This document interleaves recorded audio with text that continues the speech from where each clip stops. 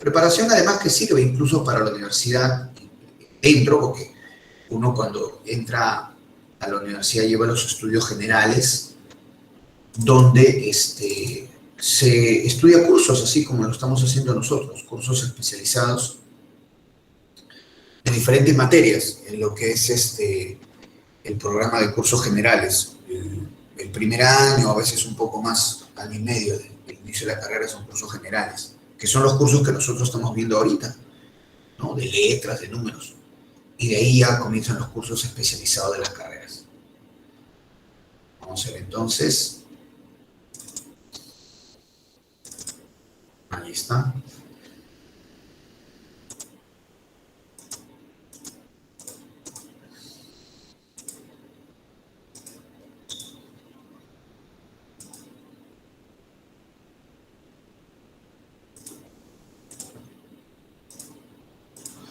Ahí está. Entonces, vamos a poner acá.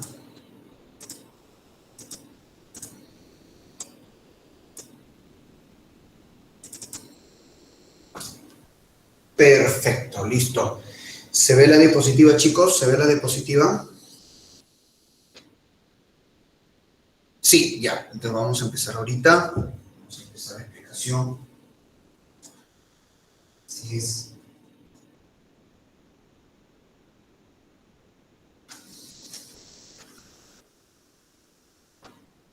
Bien, chicos, a ver. Hoy día tenemos que desarrollar, hoy día tenemos los llamados últimos gobiernos. Los llamados últimos gobiernos, claro que sí.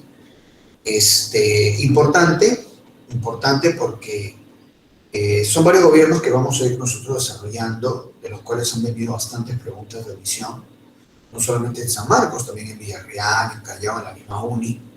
Muy bien, vamos a ver hoy día entonces lo que viene a ser desde el gobierno del general Velasco Alvarado, luego el gobierno de Belaúnde, Alan García, su primer mandato, Alberto Fujimori, y el Perú siglo XXI, hasta donde nos pide el prospecto, que ya prácticamente nos está pidiendo hasta el segundo gobierno de Alan García. Muy bien. Y lo vamos a desarrollar. El gobierno de Paniagua, el gobierno de Alejandro Toledo y el segundo mandato de García. Claro que sí.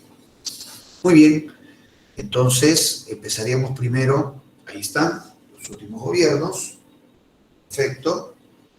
Y empezaríamos primero con el gobierno de las Fuerzas Armadas, ¿no? El gobierno de Velasco y de Francisco Morales Bermúdez. El gobierno revolucionario de las Fuerzas Armadas. Bueno, eso de revolucionario entre comillas, ¿no? Entre comillas, eso de revolucionario. De 1968 a 1980. A esto le llaman el docenio militar. Se le llama el docenio militar. Bien, ajá. Y que tiene dos fases, ¿no? Y que tiene dos fases, que es lo que vamos nosotros a desarrollar, ¿no? El gobierno revolucionario de las Fuerzas Armadas. Ahí están las dos fases. La primera fase del general Juan Velasco Alvarado, muy bien, y la segunda fase del general Francisco Morales Bermúdez. Muy bien, entonces vamos a desarrollar estos dos gobiernos. Ambos forman parte de entre comillas, gobierno revolucionario de las Fuerzas Armadas. Empezaremos primero con el gobierno del general Juan Velasco Alvarado. Ahí está. Gobierno de Juan Velasco Alvarado, del 68 al 75. Se le va a llamar el septenato. El septenato. Muy bien. 7 años de duración, se le denomina así, septenato, y vamos a ver a continuación qué novedades planteó. Claro, primero el golpe de Estado que dio Velasco Alvarado al presidente Belaúnde Terry. Así es. Recordemos que el primer mandato de Fernando Belaúnde le estaba yendo mal a Belaúnde. Le estaba yendo mal. Cuando Velasco le da el golpe de Estado, Belaúnde tenía bastante impopularidad, desprestigio, por dos motivos. Belaúnde fracasó. Primero, por la crisis económica. Belaúnde lleva al Perú a una crisis económica, porque Belaúnde se aleja de la economía liberal, que siempre le ha traído buenas, por lo menos hasta ahora, ¿no? Siempre le ha traído crecimiento al Perú, aleja al Perú de la economía liberal de la UNDE porque aplica lo que viene a ser una economía proteccionista, una economía supuestamente para industrializar al Perú, ¿no? Bueno, algunos le dicen eso ICI, ¿no? Industrialización por sustitución de importación. Bueno, una propuesta económica que hasta ahora la mantienen los sectores de la izquierda política peruana, o digamos gran mayoría de la izquierda, ¿no? Que es una economía proteccionista, que es supuestamente impulsar la industrialización del Perú, pero cuando se aplica esto, y no solamente en el Perú, en Latinoamérica, siempre ha fracasado. Y realmente la pregunta es, ¿por qué siempre insisten en lo mismo? No lo sé. Entonces, Belaunde aplica esa economía proteccionista, la economía peruana comienza a pues, ir a la baja, como se dice, Belaunde comienza a pedir préstamos, a aumentar la deuda externa para tratar de financiar, ¿no? su gobierno, aumenta la deuda externa y llegó el punto en donde la moneda se devaluó. El sol de oro, que era la moneda, se devaluó al 30%, eso es una barbaridad, porque era, por ejemplo, si ganabas 1.000 soles, luego de la devaluación, esos 1.000 soles te alcanzaban como si fueran 700 soles, porque el 30% de la moneda perdió su valor. Una cosa terrible, ¿verdad? Y es básicamente lo que está ocurriendo ahora, porque ahora el gobierno que tenemos maneja las mismas ideas, es el mismo perfil, una economía proteccionista, bien, y que bueno, en fin, ¿por qué vamos a hacer? No es lo que la gente vigila. Y entonces ya tenía la impopularidad por el fracaso económico de la UNDE, y a eso se le sumó un escándalo político, ¿no? El famoso escándalo de la página 11. El famoso escándalo de la página 11, ¿no? Cuando Belaunde firmó con esta empresa norteamericana, International Petroleum Company, ¿no? IPC, firmó el famoso Acta de Talara. En el Acta de Talara, la IPC devolvía al Perú el yacimiento de la María Pariñas, el yacimiento petrolero. Ese era el lado positivo, ¿no? Y extraordinariamente positivo. El Perú recuperaba el yacimiento petrolero La Pariñas. Hasta ahí, excelente. Pero el Acta de Talara también indicaba que por 20 años el único que iba a refinar el petróleo que ya era peruano era precisamente la IPC. En la refinería de Talara, por 20 años, el único que iba a refinar el petróleo era la IPC, ¿no? Refinar, o sea, convertir el petróleo en gasolina, gas, licuado, qué sé yo. Y en un primer momento eso también se aceptó en el Acta de Talara. Y todo bien hasta ahí. Pero en eso, un funcionario, eso es lo más curioso, un funcionario del propio gobierno de Belaunde, o sea, no fue un opositor, no. Un funcionario del propio gobierno de Belaunde hizo la denuncia de que falta la última página en el Acta de Talara. Falta la página 11. Y según la denuncia, en esa página 11 estaba cuánto el Perú le iba a pagar a la IPC por refinar el petróleo que ahora era peruano, ¿no? Pero que según el contrato por 20 años la IPC iba a ser la única que iba a refinar. Según la denuncia, porque nunca se encontró la página 11, según la denuncia, en la página 11 estaba que el Perú pagaba sobreprecio a la IPC por refinar el petróleo. Entonces de inmediato estalló el escándalo, pero nunca se encontró en la página 11. Nunca. Algunos dicen que no existió, pero sí existió la denuncia. Y está ahí el escándalo, ¿cómo es posible? Belaunde no ha negociado bien, la IPC sale ganando, que cómo es posible. Bueno, y como ya la gente estaba con mala onda hacia Belaunde por la cuestión económica, peor todavía. Entonces el escándalo de la página 11 desprestigió más a Belaunde, y en medio de ese escándalo de la página 11 se da el golpe de Estado del general Velasco Alvarado. Muy bien. Velasco llega al poder y bueno, Velasco tiene un gobierno bien peculiar, empezando porque él denominaba a su gobierno la Revolución Peruana. Sí, cuando le preguntaban a Velasco general, ¿cómo va su gobierno? Mi gobierno, la revolución peruana. Él consideraba que su gobierno era una revolución. Entonces, por eso se le llama gobierno revolucionario, entre comillas, ¿no?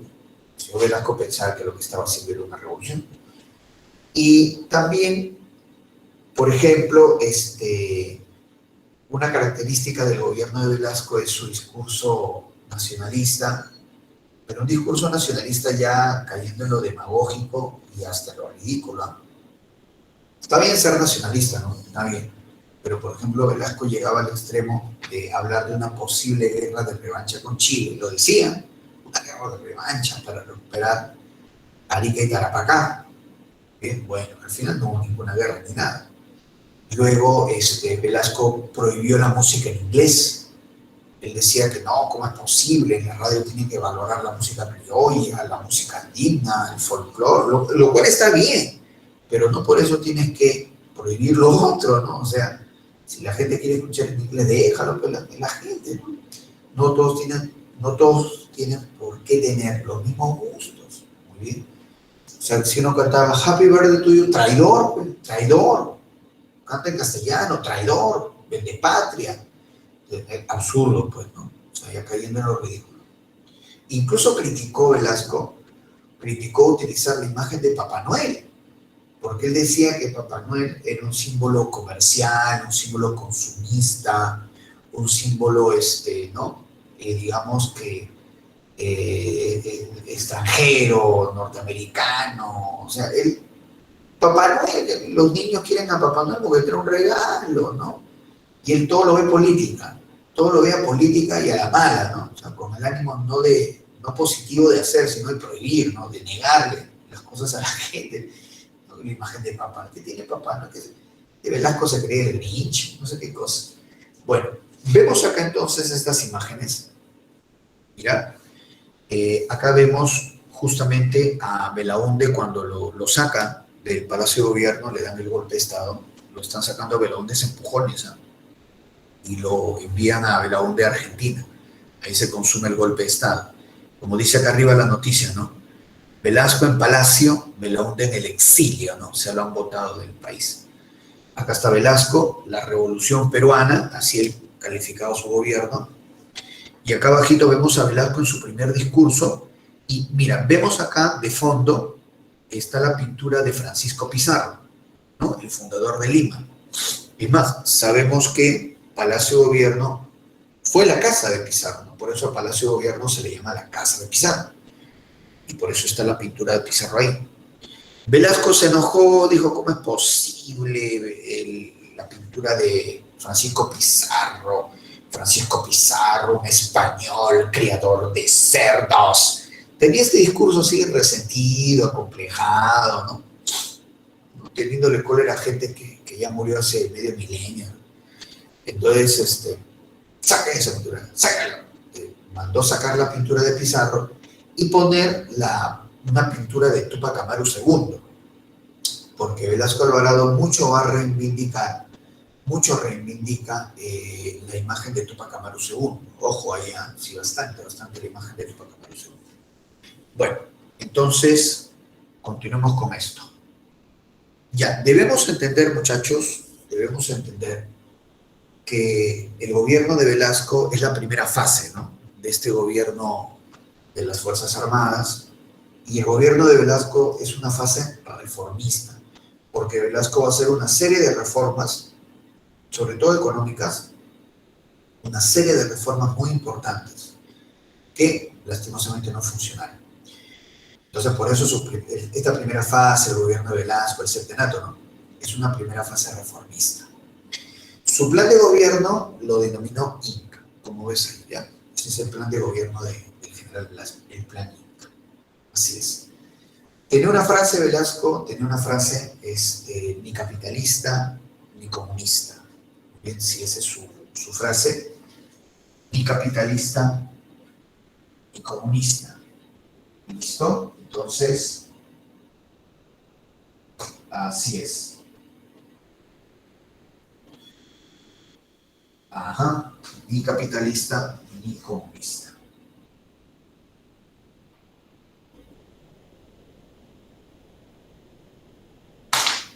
Ahí está. O sea, ¿qué significa eso? Ni con Estados Unidos, ni con la Unión Soviética. Ni con Estados Unidos, ni con la Unión Soviética, porque, bueno, el contexto, ¿no? En el mundo era, pues, la Guerra Fría, ¿no? Capitalista y comunista. El marco legal de este gobierno militar es el Estatuto Revolucionario. Ellos dieron un golpe de Estado a Belaúnde, o sea, no respetan la Constitución de 1933, no respetan la Constitución. Ellos hicieron su propio marco legal llamándolo Estatuto Revolucionario. ¿Bien? Así es.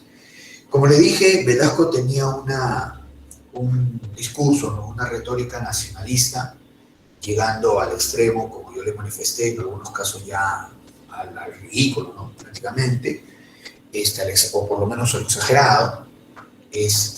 También Velasco, él cuestionó el racismo y reivindicó lo provinciano, porque recuerda que aún se estaba dando en Lima el llamado huaico andino, ¿no? Seguía llegando bastante gente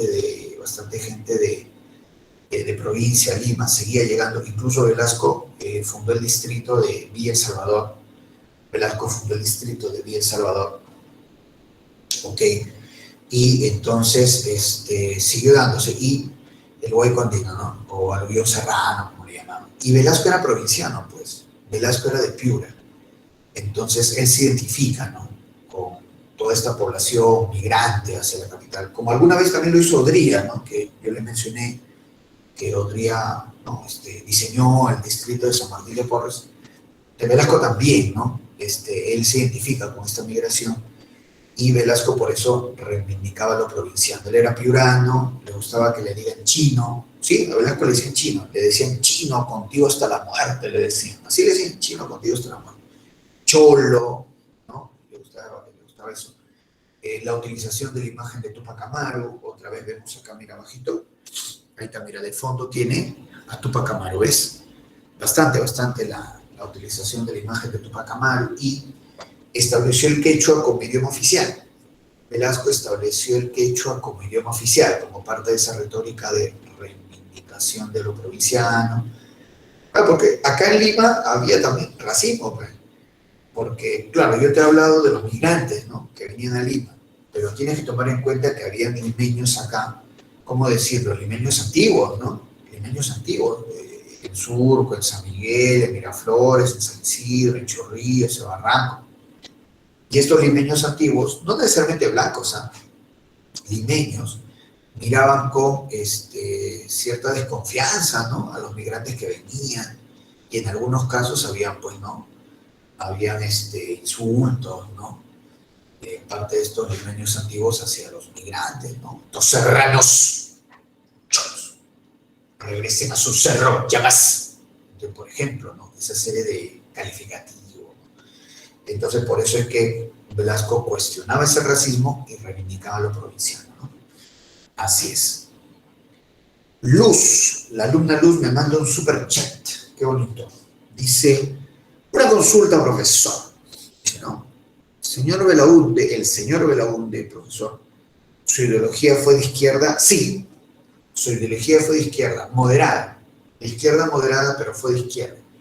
Porque justamente él planteaba lo que la izquierda pedía, alejarse de la economía. Que es lo mismo que pide ahora. O sea, la izquierda siempre es la misma en el Perú, por lo menos en el Perú es la misma. Alejarse de la economía liberal, yo no sé por qué. Cada vez que el Perú crece económicamente, la izquierda se enoja. Debe ser porque se le acaban los pobres, ¿no? Entonces la izquierda lo primero que pide es alejarse de la economía liberal. Alejarse de la economía liberal. Siempre pide eso, ¿no? Si es llevar la crisis económica al Perú, mejor, creo que para crear pobres. Alejarse de la economía liberal, porque la izquierda pide que el Estado, como si el Estado peruano funcionara, el Estado intervenga. El Estado tiene que estar presente para evitar disque los abusos y promover disque la igualdad. El Estado debe intervenir. Entonces, y el Estado va a intervenir bastante, ¿eh? Con Velasco Alvarado. El problema es que el Estado peruano es mediocre. Ese es el problema. Y la izquierda eso no le entra en la cabeza. El Estado peruano es mediocre, recontra mediocre el Estado, y corrupto. Entonces, al extender el Estado, estás extendiendo la ineficiencia, la mediocridad y la corrupción. pero es que la izquierda piensa que la corrupción es solamente del sector de derecha, ese es el problema. Cuando el sector de izquierda también es recontra corrupto en algunos casos. Y en tal caso esa no es la discusión, sino en este caso, y en este caso de Velasco que concretamente, es la participación del Estado. Y Velasco va a hacer que el Estado participe activamente en la economía. Y vamos a ver los resultados. Y vamos a ver los resultados, porque a los resultados tenemos que ceñirnos. Luz me hace otra consulta, otro superchat. Me dice, profe, hasta ahorita hay el racismo y discriminación, aunque se ha ido un poco mejorando. Es cierto, es cierto, es cierto. Todavía hay bastante, todavía hay racismo, todavía hay discriminación, todavía hay corrupción. Lógico, ¿no? Esas cosas, que dicho sea de paso, esas cosas se tienen que combatir con educación. Con educación se va superando, ¿no? Porque sabemos a veces que estas cosas como el racismo, como la discriminación o la corrupción, se superan de una generación a otra. O sea, no es que corrijas a la gente de hoy en día, sino que de una u otra manera, lo que hagas hoy en día, las nuevas generaciones van aprendiendo, ¿no? Cómo es que deben conducirse. Ahí viene lo que se llama un proceso educativo. Y eso es a veces de mediano a largo plazo. Eso está bien, pero lo malo es que, en este caso, como vamos a ver, las ideas de izquierda que manejaba Velasco, como las de ahora, no sé por qué pasa por destruir la economía, ¿no? Y como si destruyendo la economía pudieran solucionar lo otro. Y ahí es algo, por ejemplo, que muchas veces se observa que está equivocado, ¿no? Gonzalo dice clasismo. Claro, el clasismo es otra forma de discriminación. El clasismo es otra forma de discriminación. Es cierto, ¿no? Vamos a avanzar entonces. Listo, entonces, pasamos a la siguiente diapositiva.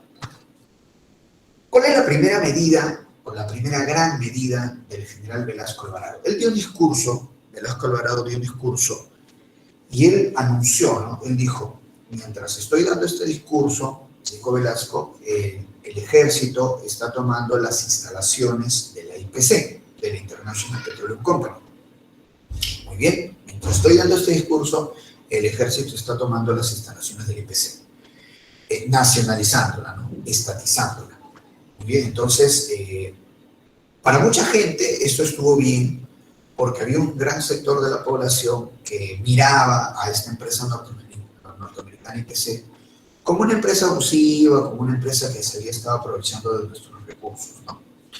Entonces mucha gente aplaudió. Incluso Velasco dijo que al tomar las instalaciones del IPC estaba recuperando la dignidad nacional. Por eso le llamó a ese día, 9 de octubre del año 68, Día de la Dignidad Nacional. Así le llamó Velasco, Día de la Dignidad Nacional. Ya, pero no. Entonces nacionaliza o estatiza o expropia las instalaciones del IPC. Ojo, que recordemos, el yacimiento petrolero Gabriel Pariñas ya era peruano. Recuerda que una de las cosas positivas del Acta de Talara es que el yacimiento petrolero volvía al Perú. Entonces, por eso es que Velasco lo que hace es tomar las instalaciones de la IPC. Muy bien, como vemos ahí, ¿no? A las tanquetas militares entrando, ¿no? A la IPC. Día de la Dignidad Nacional. Y con las instalaciones del IPC, ¿no? Depósitos, refinerías de la... Con las instalaciones del IPC crea una empresa estatal, Petroperú, que hasta ahora existe, y no sirve de gran cosa, es más, ha sido foco de corrupción, muchas veces Petroperú, en fin. Entonces, de esa manera. Ahora, perfecto, ¿no? Y como te digo, una parte de la población aplaudió, bravo, está bien, ¿no? Día de la Dignidad Nacional, chévere, ¿no? Ya, acá, ya listo. Ahora, pero ojo acá, ¿qué significa estatizar, nacionalizar? ¿No? Una propiedad privada pasa a manos del Estado. Pero ¿qué decía la ley al respecto? La ley decía que cuando el Estado toma una propiedad privada, y creo que yo te lo mencioné, porque fue el caso de la ONDE también, en la reforma agraria que él hizo, cuando el Estado toma una propiedad privada, el Estado tiene que pagar una indemnización a ese propietario, porque le estás quitando sus cosas. Entonces, vas a nacionalizar o estatizar o expropiar, tienes que pagar. Y obviamente Velasco tenía que pagarle, pues, ¿no? Una indemnización a esta empresa norteamericana IPC. Pero Velasco se capricha en que no. Siguiendo su discurso, ¿no? De reivindicación y todo eso, Velasco dijo que no va a pagar la indemnización al IPC porque el IPC era era una empresa abusiva, que por aquí, que se había estado aprovechando la República, él, defendiendo lo peruano, no, iba a pagar una indemnización, que se pone en ese plan, pero un plan así ya de exaltación, pero no quiere pagar porque no merece la IPC la indemnización. Entonces, cuando la ley indica de que sí, y uno tiene que ceñirse a la ley. Y finalmente, muchachos, Velasco pagó la indemnización al IPC, y le pagó más de lo que inicialmente debía haber pagado. ¿Por qué? Porque cuando Velasco hace sus reformas, que íbamos a ir mencionando, casi todas las reformas económicas de Velasco fracasaron. Mira el dato, casi todas las reformas económicas de Velasco fracasaron. Y entonces el Perú, que ya estaba en crisis, porque recuerda que cuando Velasco asume el gobierno del Perú, el Perú ya estaba en crisis por lo que había hecho de la ONU, el Perú va a estar en una crisis peor, terrible, ¿no? Entonces, en su último año de gobierno, Velasco fue a pedirle plata a Estados Unidos, ¿no? Tanto que Velasco también rajaba de Estados Unidos, pues, siguiendo la retórica de izquierda, ¿no? Que Estados Unidos, que por aquí, que el imperialismo, que Estados Unidos, que por no, a mí siempre me sorprende la gente de izquierda cuando raja de Estados Unidos y lo primero que hacen cuando tienen plata es viajar a Estados Unidos. En el caso de Velasco, muy bien, ¿qué es lo que hace en su último año de gobierno cuando la mayoría de sus reformas han fracasado? Estira la mano ¿a quién? A Estados Unidos. Y Velasco le dice, por favor, señores norteamericanos, un préstamo. Y Estados Unidos, que de hecho nos conocen, porque todos los latinoamericanos estamos cortados por la misma tijera, Estados Unidos se reirá realmente de nosotros, se reirá, no nos toma en serio. Yo que fuera ellos tampoco lo haría. Estados Unidos le dice a Velasco, ya, acá general, ¿cuánto dinero quiere? Oye, listo, acá, dice, Estados Unidos acepta, dice Velasco. Que Velasco había rajado a Estados Unidos, no, latinoamericano. Entonces, Estados Unidos le dice, señor Velasco, ¿cuánto dinero quiere? Ya, le prestamos, bueno, te presto. Pero una condición puso Estados Unidos. General, le vamos a dar el préstamo con una condición. Páguele su indemnización a la empresa norteamericana. Páguele. Y Velasco aceptó. Ya. Y como ya habían pasado los años, la IPC aprovecha, lo cual lo hace cualquier persona, ¿no? Y te cobra moras, impuestos, perjuicios. Y por eso Velasco terminó pagando más de lo que originalmente le pudo haber pagado al IPC. Y esa indemnización al IPC también fue en parte un escándalo, que aquí está, mira, ven, aquí está, ese es el convenio Green Mercado de la Flor. Este librito, ese es el convenio, Green Mercado de la Flor. Y el pago, claro, la indemnización al IPC. Como te digo, al final Velasco lo termina, al final le vas a tener que pagar. Uno tiene que hacer lo que la ley dice, ¿no? Solo que por capricho, por dar un mensaje populista, irresponsable, porque al final se termina gastando más, Velasco termina pagando más de la cuenta, ¿no? Convenio Green Mercado de la Flor. ¿Sí? Así es. Dice, Luz me había escrito también un chat, el arma más poderosa es la educación. Sí, bueno, es un arma poderosa, ¿no? Es un arma poderosa, pero la educación peruana lastimosamente no es muy buena, ¿no? María Fernanda me escribe también, me dice, profe, Velasco quería que el Perú surgiera por sus propios medios y no por ayuda de otros países, ¿verdad? ¿Qué recuerdos de primero Cheful? Dice, ay, caramba, esta es una triliciana, ¿no? María es una triliciana. Claro, pero vamos a ver lastimosamente que una cosa es lo que uno quiere, una cosa son los deseos y otra cosa es la realidad, ¿no? Entonces uno también puede querer hacer muchas cosas en la vida, ¿no? Y bueno, puede ser bueno, ¿no? Tener objetivos, deseos, y otra cosa es realmente lo que uno puede hacer. Y para un gobernante siempre tiene que tener los pies, como se dice en la tierra, porque si tú, digamos, ¿no? arriesgas como gobernante, no solo perjudicas tú, perjudicas a todo un país. Por eso el gobernante tiene que pensarlo 2, 3 veces antes de, ¿no? llevar al Perú a proyectos que pueden sonar muy bonitos, pero donde todo un país puede salir afectado. Y eso es lo que pasó con Velasco. Vamos a ver entonces, seguimos acá con las estatizaciones, como te digo, las estatizaciones, nacionalizaciones, muy bien, que hizo el general.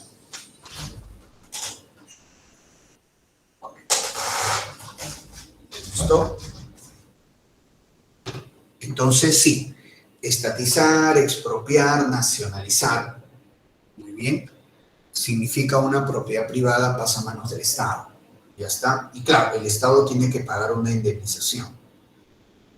Generalmente, ¿qué se nacionaliza? O en el caso de Velasco, ¿no? ¿Qué nacionalizaba, qué estatizaba, qué expropiaba?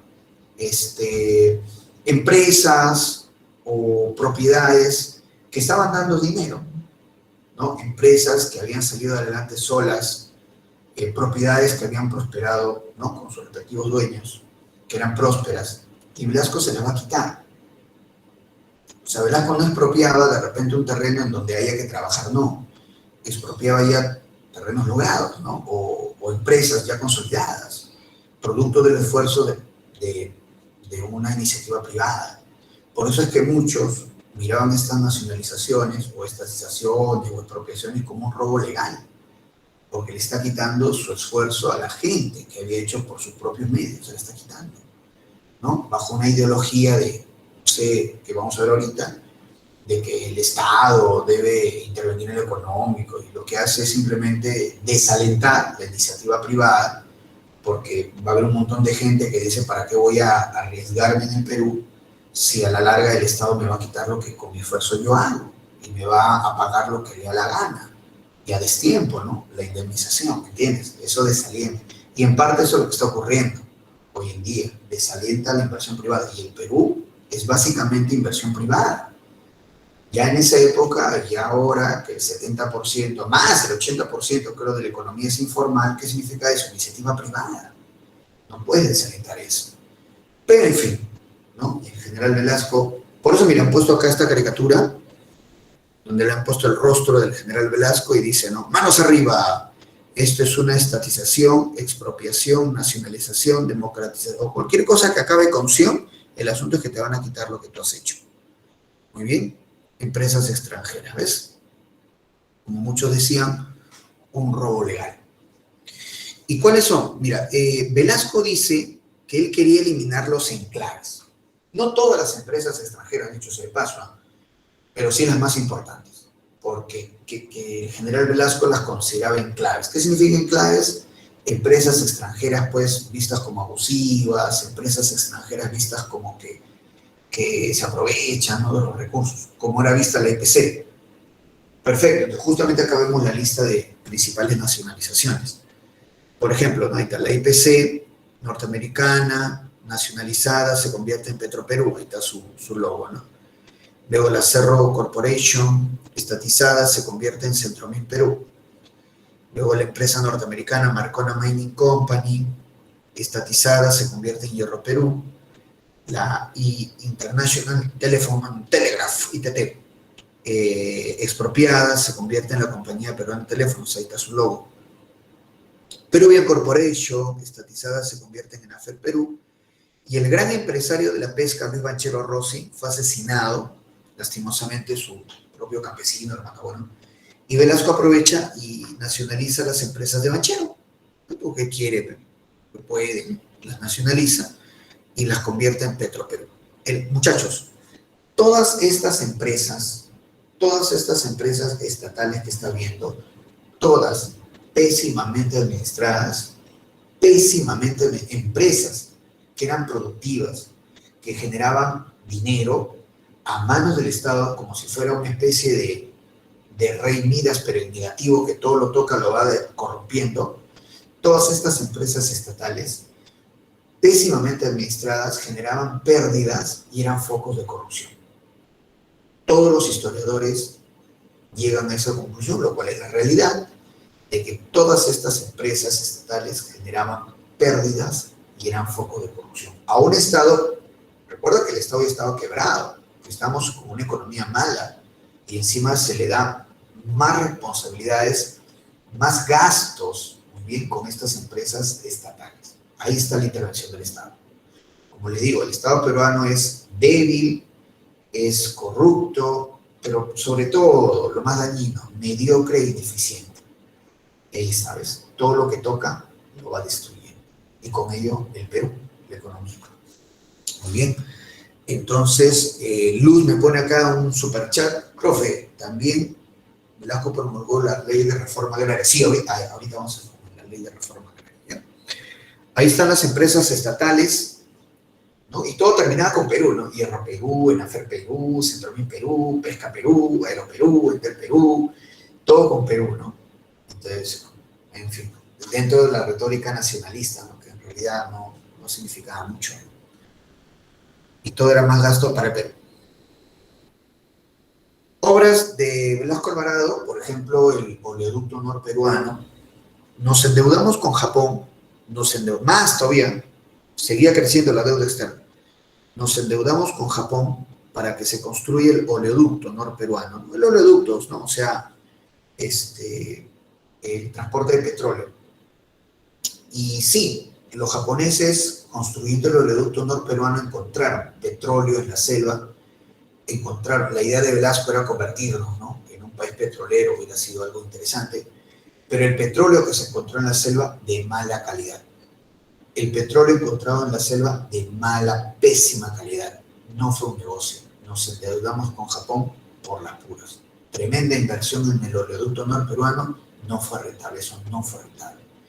Mala suerte también de repente de Velasco, pero fue así. Entonces, otro fracaso más, el oleoducto norperuano y deuda con Japón. Más deuda, más crisis. Luego tenemos acá que este SINAMOS, colectivo SINAMOS, significa Sistema Nacional de Apoyo a la Movilización Social. Sistema Nacional de Apoyo a la Movilización Social, con la imagen de Tupac Amaru, ¿no?, que le dije que utilizó bastante. El SINAMOS era como el partido político de Velasco, porque el SINAMOS, cada vez que Velasco, bueno, inauguraba algo o hacía una marcha, etc., el SINAMOS traía a la gente. El SINAMOS traía a la gente para que dé vivas a la revolución, ¿no?, el gobierno militar, para que grite, bravo Velasco, chino contigo hasta la muerte. Entonces era como su partido político. En el SINAMOS trabajó Héctor Béjar, y que hasta algunas semanas era el canciller de la MOA. Sí, porque Béjar está relacionado con asesinatos. Velasco lo indultó, ¿no? Velasco tenía cierta, era muy proclive, ¿no?, a la ideología de izquierda. Yo no sé por qué, que él era militar, pero en fin. Y él indulta a Héctor Béjar, que está relacionado a un asesinato, no es poca cosa. Y Béjar estuvo ahí participando en el SINAMOS. César Hildebrand, el periodista, también apoyó a esta dictadura de izquierda, también, ¿no? Por eso es que a veces mucha gente habla de democracia y uno puede pensar, uy, sí, en verdad, ¿no?, qué bonito la democracia. Pero cuando uno investiga, muchas veces son gente que ha apoyado más bien dictaduras, ¿no? En el caso de Béjar, de Hildebrand, apoyaron a Velasco, era una dictadura. Velasco era una dictadura. Muy bien. Entonces, no, por eso hay que tener cuidado. Critican otras dictaduras, pero no dicen, o en tal caso callan, no informan que ellos han apoyado también a otras dictaduras. Entonces, su mensaje de democracia, ¿no? Siempre hay que saber quiénes son esta gente, ¿no? Muy bien.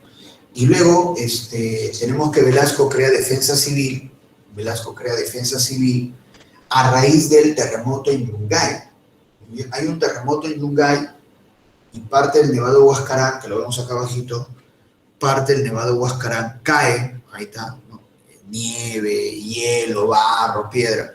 Como vemos acá, mira, parte del Nevado Huascarán cae y literalmente entierra el pueblo de Yungay y el pueblo de Ramrajivka, ¿no? En unos cuantos minutos, más de 70.000 muertos, una bestialidad para la época, 70.000 muertos, por la caída de parte del Nevado Huascarán. Mira, así quedó Yungay, totalmente enterrado. Acá están las palmeras que medían más de 10 metros y que quedaron como arbolitos tras todo el lodo que cayó. A raíz de este desastre en Yungay, Velasco crea defensa civil. Muy bien, estableció el quechua como idioma oficial. También creó la comunidad industrial, claro que sí. La comunidad industrial era algo bien gracioso, ¿no? ahí se demuestra que Velasco manejaba idea de izquierda, ¿no? Porque la comunidad industrial decía, era una ley, la comunidad industrial, decía que en una empresa, en una fábrica, en una industria, tras 2 años, 2 o 3 años, los trabajadores serían copropietarios de la empresa, de la industria, de la fábrica. Suena bonito, ¿no? De acá 2 años, 3 años, los trabajadores serán copropietarios. Suena bonito, ¿no? Ya está. Claro, porque ese es el mundo de las ideas. Pero en la realidad, cuando se da la ley de comunidad industrial, en la realidad, ¿qué es lo que pasó? Paralizó la inversión. Paralizó la inversión. Porque todos los empresarios industriales dijeron, ¿para qué voy a invertir? ¿Para qué voy a invertir si de acá 2 o 3 años esto no va a ser mío? Esto va a ser de los trabajadores o una parte de los trabajadores, pero ¿para qué yo hoy voy a invertir? Me voy a arriesgar, me voy a endeudar, voy a hacer 1001 cosas para traer dinero para invertir si de acá 2 o 3 años esto no va a ser mío? Si el margen de ganancia ya no va a ser a mi favor. ¿Cuánto voy a recuperar? ¿Menos de lo que voy a invertir? Entonces, los empresarios dejan de invertir y dicen, si los trabajadores van a ser los dueños, entonces que ellos inviertan. Porque una empresa es un negocio. Y un negocio es para ganar plata. Eso es. Y es cierto, no es para ganar plata. Si no, se pone una beneficencia, si no se pone un club de amigos, ¿verdad? Y no es así. La industria, la fábrica funciona por billete. Y los empresarios, tú te metes con su billete, ¿qué van a hacer? Se van, simplemente se van. El Perú no es el único lugar para invertir. El Perú no es el único, nunca ha sido el único lugar para invertir. Entonces, con la comunidad industrial desalentó la inversión, se detuvo la inversión.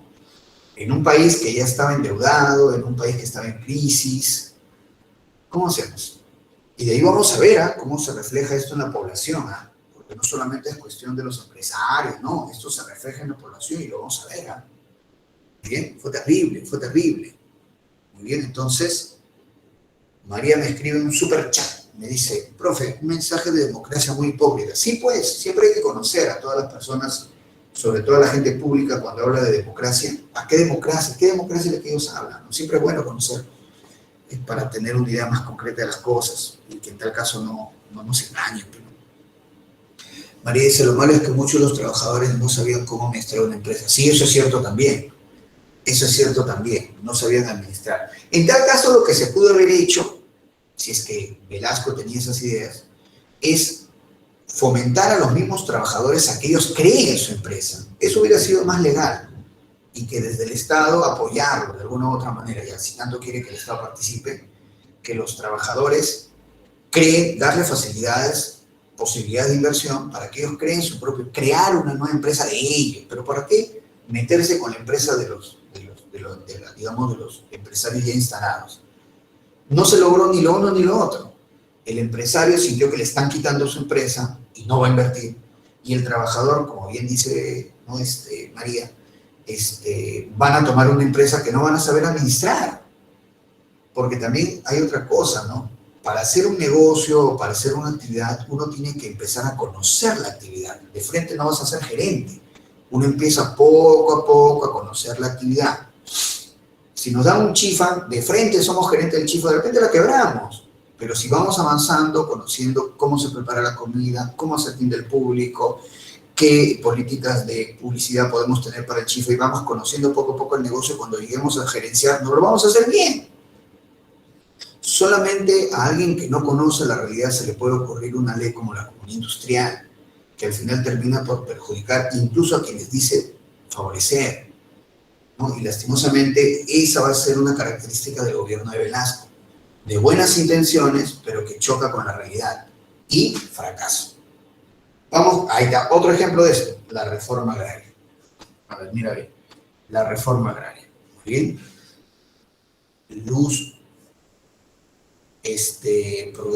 me dice, profe, no, pero no era que dé un maltrato a los campesinos, ya que mis abuelos me contaban cómo era la situación de vida en ese entonces. Claro, vamos a ver justamente la reforma agraria, siempre entendiendo que no toda, o sea, la situación de los campesinos no era la misma en todo el Perú. O sea, un tipo de realidad del campesinado era en el norte, en el centro, en el sur. Habían diferentes realidades en el campo. Recuerda que Belaúnde había hecho una reforma agraria, solo que la reforma agraria de Belaúnde era muy lenta, porque la ley decía, ¿no? Si tú vas a quitarle su hacienda, ¿no? a un gamonal, tienes que reconocerle una indemnización. Y recordemos que con Belaúnde ya el Perú entró en crisis. Entonces Belaúnde no tenía cómo financiar su reforma agraria, y por eso la reforma agraria de Belaúnde fue muy lenta y fue muy criticada. Además, Belaúnde dijo que él no iba a afectar las empresas azucareras de la costa norte, porque esas eran industrias, ¿no? Belaúnde dijo bien claro: yo voy a repartir, o voy a, digamos, ¿no? Favorecer con tierras y no con industrias. Entonces, Belaúnde no afectó las empresas azucareras de la costa norte, y que lo criticaron mucho por eso, ¿no? Caramba, que Belaúnde no quiere chocar con la oligarquía, qué sé yo, ¿no? Fue muy criticado. En el caso de Velasco, y vemos acá su reforma agraria, él sí, Velasco hizo una reforma agraria general, él sí afectó las empresas azucareras de la costa norte, las va a expropiar, perfecto. Ahora, vemos ahí, día 24 de julio de 1969, que hasta ese momento se llamaba el Día del Indio, y Velasco pasa a llamarle Día del Campesino, ¿ya? Pasa a llamar Día del Indio, Día del Campesino, ¿ya? ¿Cuál es su primera, cómo inicia su reforma agraria Velasco? Con la expropiación de 17.000 haciendas. Mira, es una barbaridad, 17.000 haciendas, incluyendo las empresas azucareras de la costa norte. Ahora, ¿cómo hizo Velasco si la ley dice que tiene que indemnizar, ¿no? Pagarle a los afectados, a quienes está quedando la tierra? Ya, escucha, este es tremenda. Ya, ¿cómo hizo Velasco para pagar? Ya, entonces Velasco hacía lo siguiente, mira, aprende, porque a mí me parece algo fabuloso. Velasco venía y traía un papelito, ya, un papelito que se llama bono agrario. Entonces Velasco venía y te decía, bueno, un funcionario, ¿no? Venía y te decía: a ver, señor, te voy a quitar tus tierras, ya. ¿Cuánto vale tu hacienda? Tú le decías 100.000 soles, ¿no? Ya, 100.000 soles, acá. Entonces ellos en el bono agrario ponían, ¿no? Bono agrario válido por 100.000 soles, ¿ya? A nombre del gobierno revolucionario, firma de Velasco y todo lo que quieras, ya está listo. Entonces te decía: señor, acá tiene su bono agrario, vale por 100.000 soles, ¿no? El costo de su hacienda. Ya, le estamos dando este papelito, este bono agrario, por favor guárdelo, de acá 2, 3 años, usted lo va a poder cambiar por dinero, ojo, que vale 100.000 soles, así que guárdeme el papelito, no me lo rompa, no me lo pierda, no me lo queme, no me lo moje, nada, guárdelo por favor, ¿ya? O sea, te dan papeles, ¿no? Te dan un bono agrario, ¿ya? Ojo, te están dando papeles, ¿listo? Eso fue en 1969. Ha pasado más de 50 años y esos papeles, esos bonos, no se pueden cambiar por dinero. O sea, en la práctica, en la realidad, que es lo que cuenta, ¿verdad? En la realidad, Velasco solamente dio papel. Para que veas, aprende, así se hace. Ha pasado más de 50 años y esos bonos agrarios no se pueden cambiar por dinero. Solamente te dio papel. Listo, ya está. Se dice algún día,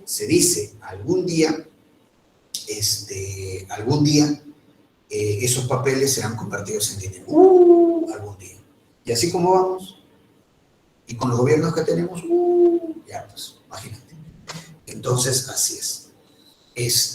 Entonces, profe, o sea que todavía no se pagan los bonos agrarios. No, esa es la famosa deuda agraria. Esa es la famosa deuda agraria, que el Estado todavía le falta pagar. Algún día pagará, supongo.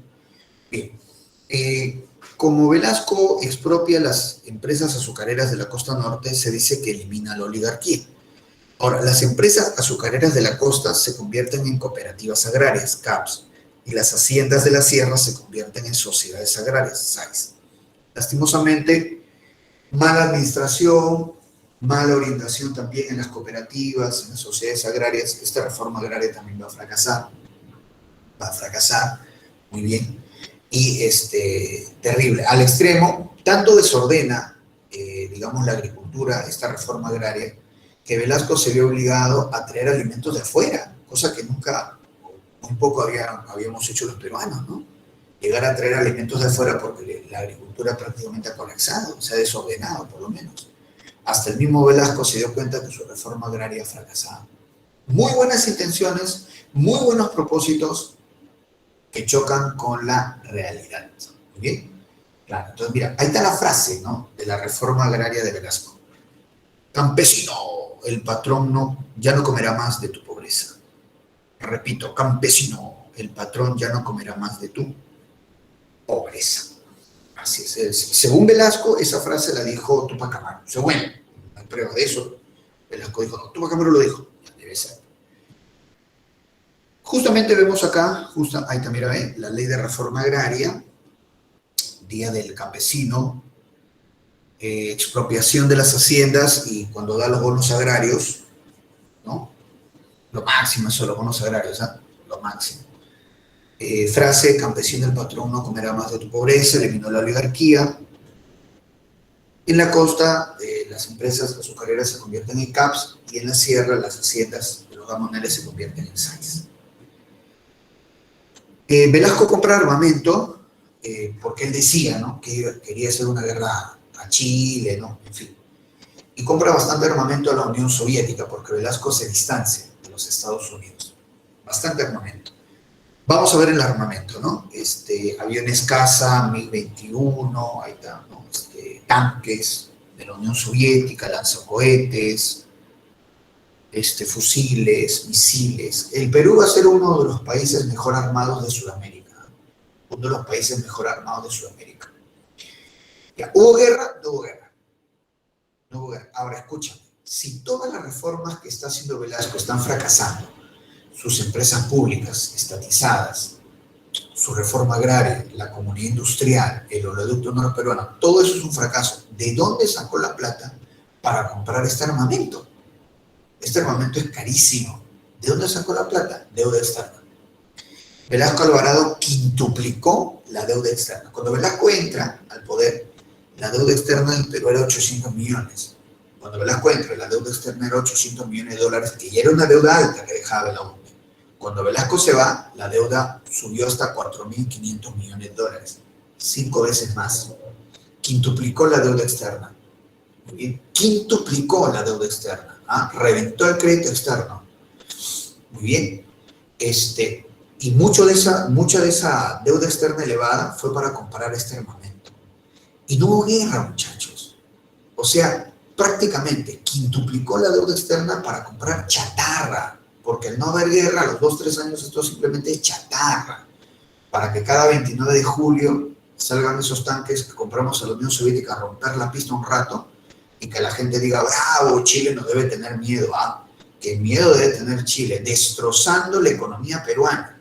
Mira, en un país desarrollado, en un país serio, se puede quintuplicar, ya quintuplica la deuda. Es una barbaridad, pero ya vamos a quintuplicar la deuda externa, pero para invertirla en educación, en infraestructura, en salud, en tantas cosas que se pueden hacer en beneficio de la población. No en comprar estas cosas, que al final solamente es chatarra. ¿Te das cuenta? Vas a quintuplicar, vas a quebrar la economía de un país, de una y la siguiente generación, porque la estás dejando endeudada para comprar esto. Entonces, hay gente que admira a Velasco, yo no los entiendo. Yo no los entiendo, realmente, ¿no? O de repente hay una parte que yo no entiendo de todo esto. Muy bien. Luz me pone, profe, tuvo una buena propuesta, pero le faltó esas herramientas en la administración. Bueno, pero las buenas propuestas al final, mira lo que pueden, mira dónde conducen a un país las buenas propuestas, ¿no? Más que buenas propuestas, uno debe hacer propuestas realistas, ver lo que tu país puede hacer, ¿no? Creo que es lo más sincero que uno puede hacer, con uno mismo incluso, ¿no? Realistamente, qué es lo que se puede y no se puede hacer. Velasco Alvarado, mira, como se distancia con Estados Unidos, tiene un acercamiento a países comunistas. Acá lo vemos a Velasco junto al presidente chileno Salvador Allende. ¿No que había que odiar a los chilenos? Qué raro, ¿no? Velasco junto a un chileno. Es que el chileno es comunista. Con razón. Como ya es comunista, entonces ya el chileno es bueno, ¿no? Junto a Salvador Allende, ahí está. Y Velasco dándole una miradita a Fidel Castro, ¿no?, líder comunista cubano, Ahí está, listo. Bueno, Velasco Alvarado también apoya en el Acuerdo de Cartagena, se funda el Pacto Andino, ¿no? Y ahí están los países, que originalmente formaban parte del Pacto Andino, ¿no? Venezuela, Colombia, Ecuador, Perú, Bolivia y Chile. Hoy en día el Pacto Andino se llama Comunidad Andina de Naciones y hay dos países que se han retirado, ¿no? Venezuela y Chile ya no están en la Comunidad Andina de Naciones. Bueno, los medios de comunicación, diarios y canales lo van a criticar al general Velasco porque sus reformas no funcionan, pero tienen que criticarlo. Y Velasco se enoja, ¿no? Velasco hace lo que hacían las dictaduras antiguamente, o los gobiernos autoritarios, expropiar los medios de comunicación. ¿Muy bien? Entonces los canales y periódicos van a pasar a manos del Estado. ¿Cuál es la idea de expropiar? Como los diarios, el diario El Comercio, Expreso, Extra, Ojo, Correo, América Televisión, Panamericana Televisión, pasan a manos del Estado. ¿Cuál es la idea? Que una vez que estos medios de comunicación pasan a manos del Estado, el gobierno nombra a los directores de estos periódicos y canales. Y como esos directores le deben el cargo y el sueldo al gobierno, no lo van a criticar. Entonces, el objetivo en realidad es acallar las críticas al momento de la expropiación o nacionalización de los medios de comunicación. Eso hacían las dictaduras antes, como la de Velasco, por ejemplo, ¿no? Las dictaduras o gobiernos autoritarios actuales lo que hacen ya no es expropiar, lo que hacen es darle dinero a los medios de comunicación. Y al final el objetivo se cumple. Alberto Fujimori en los últimos años de su gobierno daba bastante dinero a los medios de comunicación y los medios de comunicación toditos apoyando a Fujimori, ¿no? Así apoyando a Fujimori. Y también lo hizo el presidente Vizcarra. También dio un montón de dinero a los medios de comunicación y por eso, pese a que ya había denuncias sobre él, los medios de comunicación no decían nada. Y es más, cuando lo sacan a Vizcarra, los medios de comunicación hicieron todo un escándalo para que la gente salga a las calles como si Vizcarra valiera la pena. Pero ahí así fue. Entonces, ya hoy en día, los gobiernos autoritarios o dictaduras lo que hacen no es expropiar, sino algo más fácil, dar dinero. Y al final se consigue lo mismo. Muy bien. Me dice por acá, Diego me pone un super chat. Profe, dicen que justo le iba a declarar la guerra a Chile, pero justo le dio un golpe esto. No, esa no es. Esa es una mentira. Muy bien, esa es una mentira. Velasco, porque el armamento que compra Velasco lo hizo no el año que lo vota, lo hizo 2 años antes. O sea, sí, 2 años antes. Es más, ahí vamos a ver ahorita, creo que bueno, lo vimos creo anteriormente, me parece que es acá. Ahí está, mira, ve. El día que no estalló la guerra con Chile. Hubo la posibilidad de una guerra, pero en realidad era absurdo una guerra. Pero en verdad era absurdo una guerra. Porque no puedes ir a la guerra con un país quebrado, a menos que ganes a la primera ofensiva. Y eso no lo logró ni Hitler, ni Napoleón. Entonces, una guerra significa gasto, dinero. Y a veces gana una guerra no el que está mejor armado, sino el que tiene más billete para sostener una guerra. Pero está quebrado. A la primera ofensiva no le vas a ganar a Chile, por la pura será. A la larga Chile otra vez iba a ganar y ahora te va a quitar hasta Arequipa. O sea, es irresponsable. Además, la preocupación del Perú no era una guerra, si claramente la economía estaba hecha trizas. La preocupación del Perú era otra, ¿no? Y vamos a ver, mira, la Guardia Civil, que así se llamaba la policía en esa época, la Guardia Civil hace una huelga de 3 días y el tercer día de la huelga de la Guardia Civil, sabiendo que la Guardia Civil no va a proteger la ciudad, salieron los ladrones, los delincuentes y comenzaron a saquear el centro de Lima. Eso se llama el Limazo. Acá están las escenas de cómo la gente, bueno, más delincuentes, ¿no?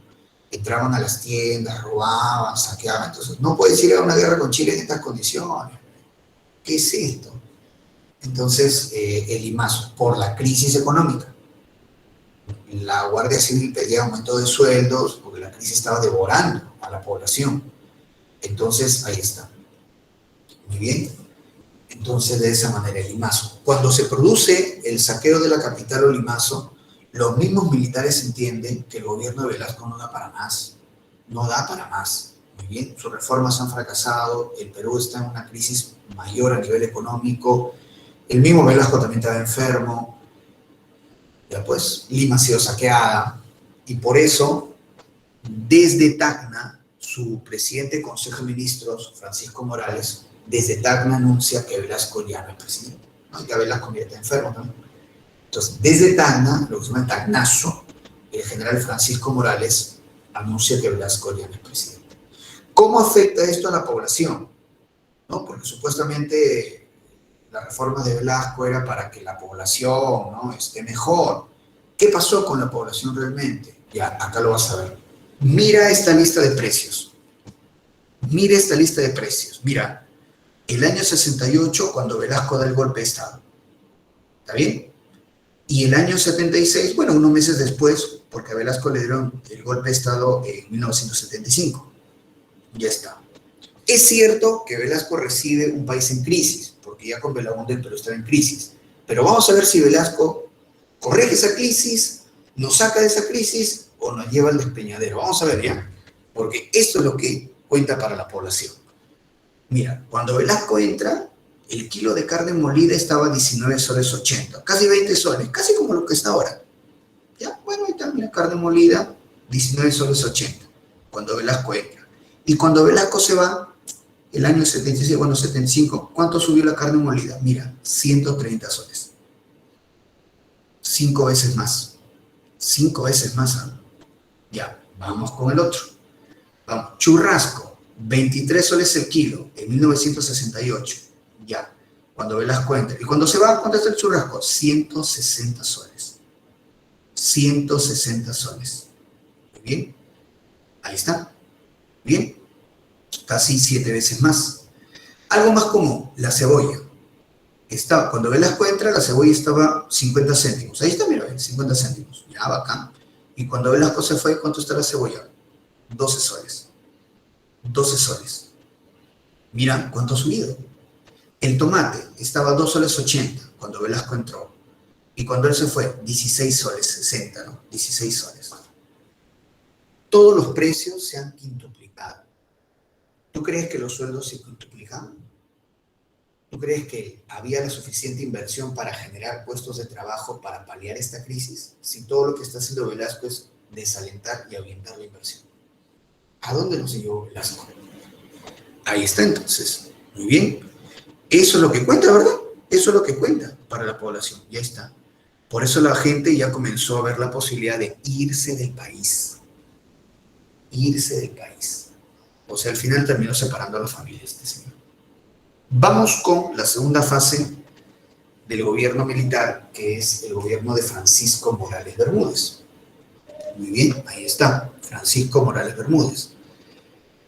Vemos acá, Francisco Morales, bueno, obviamente él tiene que detener, ¿no?, las reformas de Velasco que no están dando resultados, obvio.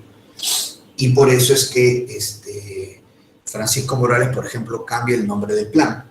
Si Velasco tenía el plan Inca, Francisco Morales va a tener el plan Tupac Amaru. El plan Tupac Amaru. ¿Perfecto? Ahí está. Entonces, y lo que hace Francisco Morales, te repito, es detener. Morales ya no nacionaliza nada, Morales ya no avanza con la reforma agraria, para nada, desactiva el Sinamos, elimina el Sinamos también. Y la crisis económica lamentablemente continuó. La crisis económica terrible, ¿no? Y como te digo, mira, ve, cómo los peruanos ya comienzan a irse, ¿no? El éxodo peruano, los peruanos comienzan a irse. Y sí, la crisis va a durar toda la década de los 80, cerca de 3 millones de peruanos se fueron. Así mismo Venezuela, así, 3 millones de peruanos se fueron. Muchos de ellos no volvieron, muchos de ellos se quedaron afuera. Bien, preguntemos a nuestros familiares mayores, a ver en nuestras familias, ¿quién se fue? Ah, sí, se fue. No se fue a hacer turismo, se fue porque no tenía chamba acá. ¿Y por qué se fue? ¿Cuándo se fue? ¿A raíz de qué se fue? Ahí está. Esta es la explicación. Muy bien. María me dice, profe, Morales Bermúdez realizó el tacnazo a Velasco. Claro, pues el tacnazo es el golpe de Estado a Velasco Alvarado, ¿no? Luz me dice, profesor, en ese tiempo, ¿quiénes se encargaban de los supermercados? Eran privados. Los supermercados todavía eran privados. Todavía eran privados. De ahí vienen los 80. Bueno, a medida que avanza la crisis, van quebrando. Sí, había supermercados. Así como tenemos hoy en día Metro, Plaza Vea, Es más, creo que había más supermercados. Preguntemos a las personas mayores en casa. Había más supermercados. Fueron quebrando, quebrando, quebrando, quebrando. Quebraron tanto, desaparecieron prácticamente, y en la década de los 90 volvieron a aparecer con otros nombres, cosa que no debiera ocurrir. ¿Pero qué pasó? Un bache económico que justamente comienza con Belaúnde y con Velasco. Y acá Morales, que no puede detener la crisis. Mira lo del dólar. Ya, mira lo del dólar. ¿Eh? Acá está, en el gobierno de Francisco Morales. Mira, no es por asustarte, no, para nada. Simplemente esto es lo que pasó. Mira, un dólar, cuando entra Francisco Morales, un dólar equivalía a 45 soles. ¿Está ahí? Con 45 soles, con 45 soles, uno se compra un pollo a la brasa, ¿no? Vamos a poner así, ¿no? Bueno, sin gaseosa, ya está, con pocas papitas, pero no importa. 45 soles un pollo a la brasa. Ya, pero mira, casi al término del gobierno de Francisco Morales, ese mismo dólar ya no vale 45 soles, sino 225 soles. Mira cómo se ha disparado el dólar y cómo se ha devaluado la moneda. Con ese mismo dólar puedes comprar un pollo a la brasa, pero ahora con esos 45 soles de antes solo te va a alcanzar para un octavo de pollito, para un octavo de pollo, para bueno, pollito con unas papitas. ¿Y el resto qué va a comer? Entonces, cuando dicen sube el precio del dólar, chicos, esto significa que la moneda va perdiendo su valor. Y eso es lo que pasó en la década de los 70. No es para asustarte ni nada, pero es lo que pasó. Muy bien. ¿Entiendes? Entonces, ahí está el referente. ¿Qué dice acá bien grande? Crisis económica. Ya. ¿Y cómo se llama esta devaluación de la moneda? Acá está. Se llama inflación. Vemos el cuadro. Mira, vemos el cuadro. Mira, la inflación en la década de los 40 y 50, gobierno de Manuel Prado, era una inflación manejable, 15%.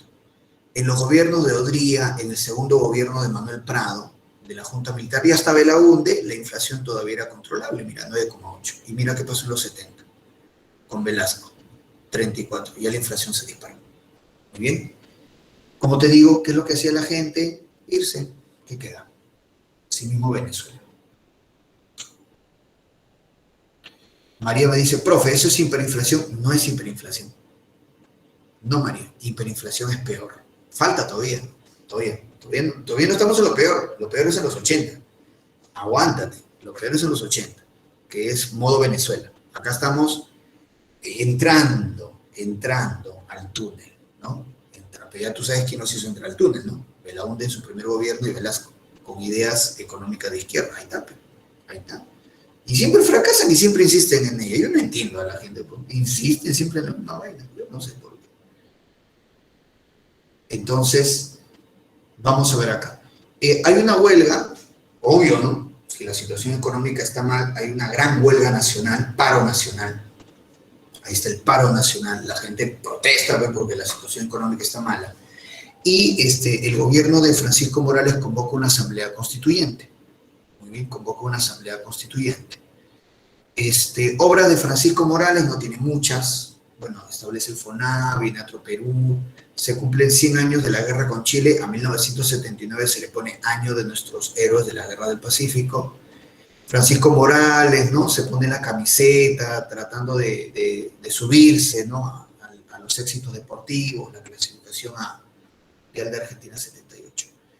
Diego me pregunta sobre la enmienda Hickenlooper. La enmienda Hickenlooper es una amenaza económica. La enmienda Hickenlooper es una amenaza económica que Estados Unidos aplica a países que de una u otra manera afectan sus intereses. Estados Unidos amenazó a Velasco Alvarado con aplicar la enmienda Hickenlooper. No la aplicó, pero sí lo amenaza a raíz del distanciamiento que Velasco hace por la no compra de armamento. Muy bien, entonces Estados Unidos lo amenaza con la enmienda Hickenlooper. No la aplica, pero sí lo amenaza con aplicar sanciones económicas. La enmienda Hickenlooper son sanciones económicas. No, imagínate, si el Perú estaba mal, encima nos caían sanciones económicas, iba a estar peor, ¿no? Felizmente solo fue una amenaza. A nivel exterior, en el gobierno de Francisco Morales nos adherimos a la Convención de Derechos Humanos y por ahí hubo la posibilidad de que Chile le dé una salida a la mar a Bolivia, una posibilidad, al final no ocurrió. la posibilidad, la negociación de una salida del mar a Bolivia que finalmente no ocurrió. El Plan Cóndor, diferentes países que vemos acá, Brasil, Bolivia, Argentina y Chile, Paraguay, Uruguay, hicieron prácticamente un acuerdo para perseguir gente comunista, ¿no? Lo cual involucraba violación de derechos humanos. El Perú no estuvo en el Plan Cóndor, pero sí un grupo de terroristas o montoneros argentinos llega a nuestro país perseguido por militares argentinos y el gobierno de Francisco Morales Bermúdez le da las facilidades a estos militares argentinos para detener, torturar y matar a estos comunistas montoneros argentinos acá en el Perú. Esos montoneros argentinos fueron torturados y asesinados por militares argentinos en un cuartel peruano. Eso involucra al Perú y por eso Francisco Morales tiene una sentencia de cadena perpetua en Italia. Tiene una sentencia de cadena perpetua en Italia. Él está en el Perú, tiene más de 95 años, está viejito ya. En Italia, donde se le ha dado la condena de cadena perpetua. La Asamblea Constituyente del año 78, con mayoría del APRA y en segundo lugar del PPC, presidía esta asamblea por Aya de la Torre y elaboran la Constitución de 1979. Esta es la Constitución. Ahí está la Constitución de 1979. Principal novedad, que da el voto a los analfabetos. Da el voto a los analfabetos. Ahí está. Importante, ¿no? El sufragio universal. La elección de 1980, volvemos a la democracia, sale elegido Belaúnde, ¿ya?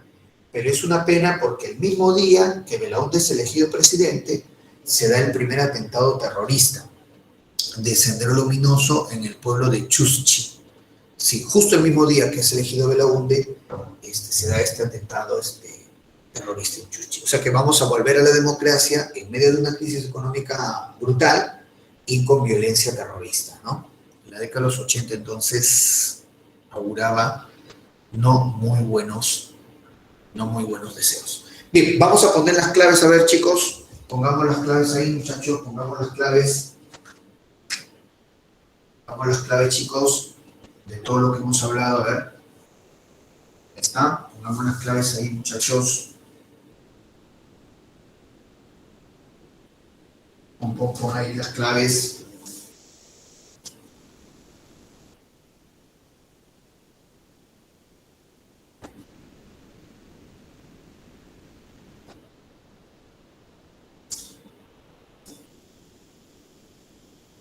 Pon tus claves, muchachos, pon tus claves.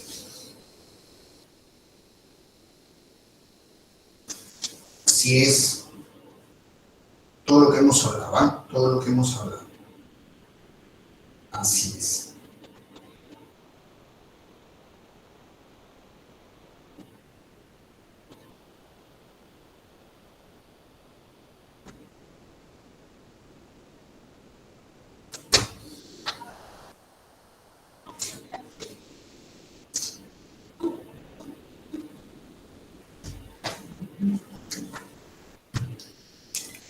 ¿Está? A ver. Pasamos a resolver.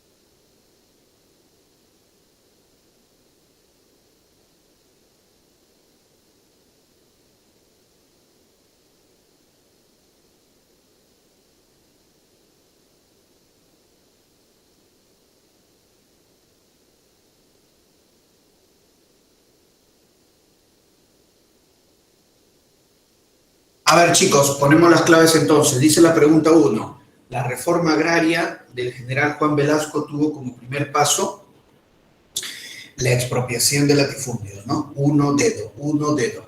2. El pronunciamiento contra el general Juan Velasco, encabezado por Francisco Morales Bermúdez, se inició en Tacna, ¿no? El famoso Tacnazo. 2 besitos, 2 besitos. 3. La llamada Revolución Peruana, que es el gobierno de las Fuerzas Armadas, tomó como primera medida la nacionalización de la IPC, ¿no? Día de la Dignidad Nacional, 9 de octubre de 1968. 3 deditos, 3 deditos. 4. La construcción del oleoducto norperuano se realizó con endeudamiento hacia el capital japonés, ¿no? Bueno, nos endeudamos por las puras. 4 besitos, 4 besitos. ¿Cómo queda la primera columna entonces? Mira, 1, 1, dedo, 2 beso, 3 dedo y 4 beso. Repito, 1 dedo, 2 beso, 3 dedo y 4 beso. Vamos con la segunda columna, dice la pregunta 5. En la fase inicial del gobierno revolucionario de las Fuerzas Armadas llevada a cabo por el general Juan Velasco Alvarado, se desarrolló el plan Inca. Plan Inca. 5 agüitas, 5 agüitas. 6. A nivel cultural, la Revolución Peruana estableció el quechua como idioma oficial. 6 dedos, 6 dedos. 7. La propuesta económica del gobierno del general Juan Velasco Alvarado. Dedo, la aplicación de la industrialización por sustitución de importaciones, una economía proteccionista, ¿no? Mercado cerrado. 7 dedos. 8. La expropiación del denominado Banco Popular, llevada a cabo por el septenato, el gobierno de Velasco, afectó a la familia Prado. A la familia Prado. 8 besos, 8 besos. ¿Cómo queda la segunda columna entonces? 5 agüita, 6 dedos, 7 dedos y 8 besos. Repito, 5 agüita, 6 dedos, 7 dedos y 8 agüita. Vamos a ver entonces, a ver, ahí pongamos la clave, chicos, a ver, pongamos las claves ahí, pongamos las claves ahí, igual el tema también del gobierno militar.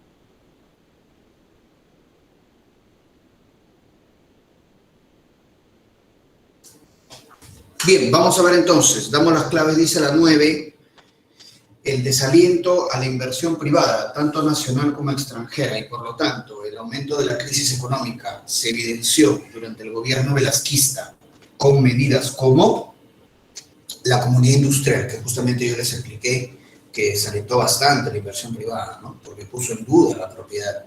9, besito, 9, besito. 10, el velasquismo septenato se caracterizó por tener un discurso demagógico de carácter nacionalista.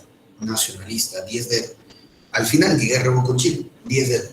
11, la reforma agraria de 1969 buscó afectar principalmente los intereses de la oligarquía agroexportadora. 11 dedos, 11 dedos. 12, en las elecciones para la conformación de la Asamblea Constituyente, el año de 1978, el candidato más votado fue Víctor Raúl Haya de la Torre. 12 besos. Muy bien. ¿Cómo queda la primera columna? 9 besito, 10 dedo, 11 dedo y 12 beso. Repito, 9 beso, 10 dedo, 11 dedo y 12 beso. Vamos con la segunda columna, dice la 13. La segunda fase del gobierno revolucionario de las Fuerzas Armadas, presidida por Francisco Morales Bermúdez, se inició con el Plan Tupac Amaru, ¿no? Francisco Morales, el Plan Tupac Amaru. 13 besos. 14. La Asamblea Constituyente, que se instaló en 1978, tuvo una mayoría del partido político aprista. Bien. 14 casa. 15. El Perú se adhiere a la Convención Americana de Derechos Humanos durante el gobierno de Francisco Morales Bermúdez. 15 dedo. Muy bien, claro que sí. Y luego la 16 dice el llamado Plan Tupac Amaru, que fue dejando de lado al fracasado modelo estatista, es de Francisco Morales Bermúdez, ¿no? Francisco Morales Bermúdez, así es. Muy bien, entonces, importante, ¿no? Importante, entonces 16 dedos. ¿Cómo queda la segunda columna? 13, beso, 14 casa, 15 dedos, 16 dedos. Repito, 13, beso, 14 casa, 15 dedos, 16 dedos. Bien, vamos a avanzar entonces, chicos. Tenemos ahora la década de los 80. Perfecto, ahí está. Habíamos quedado que ganó la elección del 80 Fernando Belaúnde Terry, ¿no? La restauración democrática se le llama la década de los 80, segundo gobierno de Fernando Belaúnde y el primer gobierno de Alan García. Muy bien, entonces empezaríamos con el segundo gobierno de Fernando Belaúnde, ¿no? Así es. Bueno, tenemos en el aspecto político, su primera medida en su segundo gobierno de Fernando Belaúnde fue que devolvió los medios de comunicación a sus legítimos dueños. Devolvió los medios de comunicación a sus legítimos propietarios. Muy bien. También que hizo una alianza en el Parlamento, Acción Popular y el PPC, para tener mayoría parlamentaria, ¿no? Porque en su primer mandato, Belaúnde tuvo una mayoría opositora que le dificultó bastante. Ahora en su segundo mandato sí tiene una mayoría oficialista, Acción Popular y PPC en el Parlamento. La izquierda obtiene un triunfo importante, es elegido alcalde de Lima, líder Alfonso Barrantes, líder de la Izquierda Unida, que establece el programa del vaso de leche. ¿No? Importante entonces. La economía lastimosamente sigue de mal en peor. Hay tres elementos que no dejan que la economía también se recupere. Uno es, un primer elemento es el fenómeno del Niño, del año 1983, muy fuerte, muy devastador, el fenómeno del Niño. Un segundo evento es el terrorismo de Sendero Luminoso y el MRTA. Y un tercer elemento es una crisis internacional exterior, la crisis de la deuda latinoamericana. Muchos países latinoamericanos pidieron préstamos, se endeudaron con el Fondo Monetario y luego no tenían cómo pagar. Entonces la deuda se convierte en un problema, ¿no? Pagar o no pagar la deuda externa. El Perú dejó de pagar. Y al extremo, la inflación devoró la moneda nacional, que Belaúnde tuvo que dar una nueva moneda, ¿no? El INTE, que estamos viendo. 1.000 soles equivaldrían a un INTE.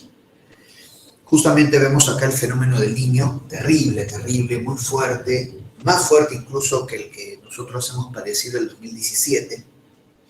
Así es, terrible.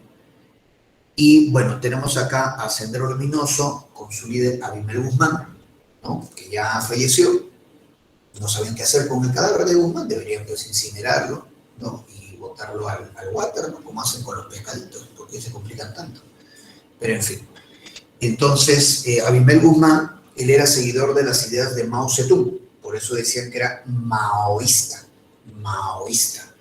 Muy bien, así es. Entonces, de esa manera. Y era muy cruel. Sendero Luminoso era muy cruel. Por ejemplo, acá en Lucanamarca, siempre se cita la matanza de Lucanamarca, porque en Lucanamarca mataron ancianos, campesinos, mira, mataron campesinos, ancianos, mujeres embarazadas, niños y un bebito de 6 meses. Imagínense eso, matar a una mujer embarazada, matar niños, matar a un bebito, solo por las ideas absurdas que tiene esta gente. Bien, entonces, terrible, terrible, terrible esta situación. Muy bien, Abimel Guzmán, ¿no? Por eso le dicen el genocida, ¿no? Y bueno, y lo más trágico es que ahora tenemos en el poder a un grupo relacionado a Sendero, ¿no? Que es el Movadef. ¿Cómo llegó el Movadef ahí? ¿Qué podemos esperar del Movadef en el gobierno? Dios mío, siglo XXI, con el Movadef en el poder, pero ahí está, es lo que la gente eligió, ¿no? Ahí está el MRTA, el otro movimiento terrorista de Víctor Polay Campos. Ahí está, Víctor Polay Campos. Él era seguidor de la Revolución Cubana, ¿no? De Fidel Castro, claro que sí. Y uno de los últimos líderes del MRTA fue Néstor Serpa, el que lideró el secuestro en la casa del embajador de Japón. Así es. El conflicto del falso Paquilla, los ecuatorianos nos invaden por la cordillera del Cóndor, donde no había hitos. Felizmente votamos a los ecuatorianos, ¿no? El conflicto del falso Paquilla, expulsamos a los ecuatorianos de la cordillera del Cóndor. Apoyamos a la Argentina en la guerra de las Malvinas contra el Reino Unido. Es cierto, Argentina perdió, ¿no? Porque Argentina fue apoyada por Perú y Cuba, mientras que el Reino Unido fue apoyado por Chile y Estados Unidos. Nosotros cumplimos con apoyar, incluso dando la ayuda militar a los argentinos. Primer gobierno de Alan García. Vamos a ver entonces. Alan García, él dijo que iba a ser una economía heterodoxa. ¿A qué se refería? Mira, lo que pasa es que Belaúnde, en su segundo mandato, siguió las recomendaciones del Fondo Monetario, del Banco Mundial. Entonces, como Belaúnde sigue las recomendaciones del Fondo Monetario, se le llamó una economía ortodoxa. Alan García dijo que él no iba a hacer caso a las recomendaciones del Fondo Monetario. Alan García dijo, yo voy a hacer algo distinto. Entonces, como él se aleja de las recomendaciones del Fondo Monetario, es una economía heterodoxa. Pero en realidad no era nada distinto, muchachos. Alan García va a insistir con una economía proteccionista, con aranceles altos, con que el Estado intervenga, promover la industria. O sea, toda la retórica de izquierda que había hecho Belaúnde en su primer mandato y Velasco. Insiste en lo mismo, con estatizaciones, nacionalizaciones, justamente con Alan García la estatización de la banca. Y el resultado, como siempre el resultado de esa propuesta económica es el fracaso. Y ya con Alan García, que teníamos una economía mala, ahí sí vamos a tocar fondo, porque ya estamos en la lona y encima insiste con esa política que nos había llevado a esa lona. Vamos a llegar a la hiperinflación. ¿Bien? Ahí está. Bienvenidos al horror. Bueno, Alan García dijo que solo iba a destinar el 10% de las exportaciones para el pago de la deuda externa. El Fondo Monetario no solamente no aceptó la propuesta, sino declaró al Perú país inelegible de crédito. O sea, nos cerró el crédito internacional, país inelegible de crédito. Y Alan García apoyó inicialmente porque él quería industrializar el Perú, disque, según sus ideas. Apoya a los llamados 12 apóstoles. Apoya a los llamados 12 apóstoles. Muy bien. Y vemos ahí, esos son los 12 apóstoles importantes, claro que sí. Importante, claro, dándoles, por ejemplo, el dólar MUC. El dólar MUC era un dólar subsidiado. el dólar, ¿no te has dado cuenta que el dólar es un referente en las crisis? El dólar, muy bien, claro, que era un dólar subsidiado. O sea, por ejemplo, el dólar está como ahorita, ¿no? Creo que está en 4 soles 20, creo ya, ¿no? Qué barbaridad. Y así se va a ir disparando. Bueno, entonces, el dólar está a 4 soles 20. Pero para estos 12 apóstoles, el dólar MU está solo 2 soles. Los otros 2 soles 40 por dólar lo paga el gobierno. Entonces, el dólar MU era un dólar barato, era un dólar subsidiado, pero solo para los 12 apóstoles.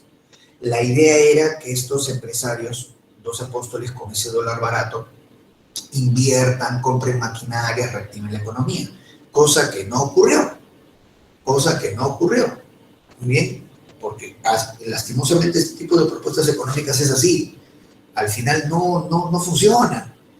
Bueno, y ahí es donde Alan García se enoja y va a intentar después la nacionalización de la banca. Entonces, el dólar MUC, ¿no? Famoso dólar MUC. Se funda la Policía Nacional. La Policía Nacional va a ser la suma de la Guardia Civil, la Policía de Investigaciones y la Guardia Republicana. La suma de todo eso, Policía Nacional del Perú. Y dentro de la Policía Nacional, el GEIN, que es el Grupo Especial de Inteligencia. Este Grupo Especial de Inteligencia, con una labor de muchos años, logró capturar a los líderes terroristas, Abimael Guzmán de Sendero y Polay Campos del Carretero. Los ronderos, aparecen los ronderos, pero que yo sepa, los ronderos era para combatir al terrorismo, no para ser cómplices del terrorismo, como ve ahora. Una cosa increíble, pero bueno, en fin. Los ronderos nacen como respuesta para combatir al terrorismo, a Sendero. Bien, ahí están los ronderos, siempre orientados por los militares, ¿no? Y se funda el Ministerio de Defensa también. Justamente acá está su medida más importante de Alan García, su intento, porque al final no se hizo, el intento de estatización de la banca. Los bancos privados pasarían a manos del Estado. El Diario de la República celebra, el Diario de la República es de tendencia de izquierda, celebra, ahí sí, Alan García está bien para la República, muy bien, pero la población reacciona. La población vio esta medida como algo abusivo, como la población reacciona y se da cuenta que esta medida no nos conduce a ningún lado. Y la indignación popular la va a liderar Mario Vargas Llosa. Muy bien, ahí aparece el movimiento Libertad. Tenemos acá justamente la hiperinflación, ahí están todos los billetes del INTI, ¿verdad? A modo Venezuela, un montón de billetes que no valía nada por la devaluación constante, por la hiperinflación. Acá vemos, mira, ven, justamente los años 89 y 90, las tasas de hiperinflación, tremendo. Al final, todas esas propuestas económicas absurdas, al final llevan un país a esto. Venezuela ha llegado a esto. No es que Perú haya estado en modo Venezuela, Venezuela está en modo Perú, porque nosotros vivimos esto en los 80. Lo increíble es que ahora parece que vamos a volver a intentar por enésima vez este tipo de economía. ¿Bien? Entonces, ahí está, mira, habían tantos billetes que ya no había héroes que poner, ya. Se repetían héroes, ¿no? Acá mira, Ricardo Palma lo ha puesto en 2 billetes distintos. Ya no hay héroes que poner, ya falta que pongan a Batman, a Superman, a los Avengers, ¿no? Al Doctor Strange, tanta vaina. Muy bien, bueno. Y en la segunda vuelta del año 90, la gente eligió a Fujimori. No lo conocían a Fujimori, apuestan por Fujimori, bueno, en fin, no lo conocían. Fue más un voto en rechazo a Vargas Llosa, porque Vargas Llosa decía que iba a aplicar el shock, ¿no? Que era una devaluación fuerte pero necesaria, y la gente por miedo al shock es que vota por Fujimori, ¿no? Y bueno, no lo conocían, así es, ¿no? Se parece mucho a la elección de este año, donde también la gente apuesta por el profesor Castillo sin conocerlo mucho, ¿no? Bueno, la gente dice, ya, pues será, pero ya, vamos a ver. Es un disparo al aire. ¿Y cómo salió esta apuesta por Fujimori? Vamos a ver. Ahí está el Fredemo de Mario Vargas Llosa y Cambio 90 de Alberto Fujimori. Gobierno de Alberto Fujimori. Coincide Fujimori con un contexto internacional bien curioso, porque se acabó la Guerra Fría, desaparece la Unión Soviética, se acaba la Guerra Fría, cayó el muro de Berlín, el mundo entraba a un nuevo periodo, ¿no? Lo que va a ser la globalización. la apertura económica, tratados de libre comercio, muy bien, desarrollo de los medios de comunicación. Durante el gobierno Fujimori va llegando la televisión por cable, internet, los celulares, que van configurando la sociedad un tanto virtual, ¿no?, que ahora tenemos. Muy bien, así es. Perfecto, entonces, aquí está la...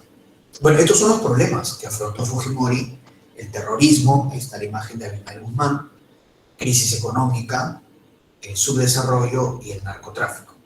Fujimori resolvió dos: la crisis económica y el terrorismo, ¿no? Los otros dos, bueno, quedaron pendientes y hasta ahora no se resuelven, ¿no?, el narcotráfico y el subdesarrollo. Bien, más bien ahora parece que vamos a volver a la crisis económica. En vez de arreglar problemas, van volviendo los problemas. Este es el famoso shock que da el ministro de Economía, Juan Carlos Hurtado Miller, cuando dice que Dios nos ayude. No, el shock. Choque económico que era necesario, era una mega devaluación, pero a partir de ahí ya la economía se estabiliza. Muy bien, la economía se estabiliza. Y el INTI, que ya se había devaluado bastante, pues ahora aparece una nueva unidad monetaria que es el sol, ¿no? Vemos ahí 1 millón de INTIs equivale a un nuevo sol. Y ese sol que están viendo ahí, más o menos mantuvo su equilibrio y su valor desde 1991 hasta el 2019, ¿no? Pongamos 2020 ya está. Claro. Ahora ya no, pues, chicos, porque ahora que está subiendo el dólar, estamos volviendo, como te has dado cuenta, estamos volviendo ya estamos en una época de crisis. Y claro, lo ideal sería que se detenga, ¿no? Porque ese es el primer síntoma, lo hemos visto. Tú puedes medir las crisis de acuerdo al equilibrio, a la tasa del dólar con respecto a la moneda nacional. Lo hemos visto, te lo he demostrado en el 70. Si se detuviera el alza del dólar, estaremos hablando, bueno, pero lo más seguro es que no, esto ya comienza, esto ya no creo que se detenga, ya fue bueno. Entonces, el sol va a ir perdiendo su valor. Durante casi 30 años, el sol valió casi lo mismo. Eso la da bastante a nivel internacional del Perú. Es más, el sol fue considerado durante varios años la moneda más estable en Sudamérica. Una moneda recontra estable. Tiempo pasado, ¿no? Ahora ya no. Ahora ya estamos en una época de crisis, pero es lo que la gente quiere. La gente quiere un poco de riesgo en su vida, creo, ¿no? Y bueno, en fin. Ahí está. Gianfranco me dice, profe, yo que esperaba que el 2020 bajen las cosas. Bueno, van a bajar de estante, ¿no? Estaban arriba, ahora lo van a bajar. Supongo. ¿De precio? No, ya fuiste. Claro que sí. Y entonces, otro motivo por el cual sube el dólar es porque como la moneda se desvaloriza, entonces tú no puedes ahorrar en una moneda que pierde su valor. No puedes ahorrar en una moneda que cada vez vale menos. Entonces, ¿qué es lo que hace la gente? Convierte los ahorros en dólares, precisamente. Y eso aumenta más la demanda del dólar. Y eso aumenta más que el dólar suba su precio. A mayor demanda, ustedes saben por economía, mayor demanda aumenta el precio. Y entonces se forma un círculo vicioso en donde el dólar sigue aumentando y devaluando más la moneda. Eso solamente se puede lograr cuando un gobierno auspicia más bien un equilibrio fiscal, como lo hizo Fujimori en los 90. Fujimori fue un rompimiento porque él auspicia un equilibrio fiscal, con todos sus defectos, pero lo hace, y por eso equilibra la moneda, logra detener la hiperinflación. Necesitaríamos un gobierno así que también dé muestras de mantener un equilibrio fiscal, pero ahorita estamos en el otro lado, más bien ahorita estamos en un gobierno que, como te has dado cuenta, se parece mucho más al de Velasco, y bueno, pronóstico reservado. Bien. La Inca Kola está a 5 soles, sí, pues, sí, no, ya. Agüita nomás, pues, agüita tibia nomás. Así es, como en los 80, pues, en los 80 la gente toma su agüita tibia, así, ¿no? Y si quieres comprar eso, tienes que viajar al extranjero. ¿Qué vas a hacer? Ahí también, a ver, la política de privatizaciones, perfecto, ahí está. Mira cómo el crecimiento económico se va dando. Mira cómo a partir de los 90, con el equilibrio fiscal, la economía fue aumentando. Aumentaba de poquito, hasta, ahí está la fecha, 2019. El 2019 ya todo se fue perdido, ¿no? Primero con la pandemia, con el gobierno de Vizcarra comienzan todas las desgracias y ahora pues, bueno, ¿qué vamos a hacer? Así es la vida. El 5 de abril Fujimori da un golpe de Estado, cierra el Congreso, la gente lo apoyó. Disolver, la gente lo apoyó. El primer vicepresidente de San Román quiso desconocer a Fujimori, no lo logró. La población, las Fuerzas Armadas apoyaron a Fujimori. El CCD, Congreso Constituyente Democrático, elabora la actual Constitución.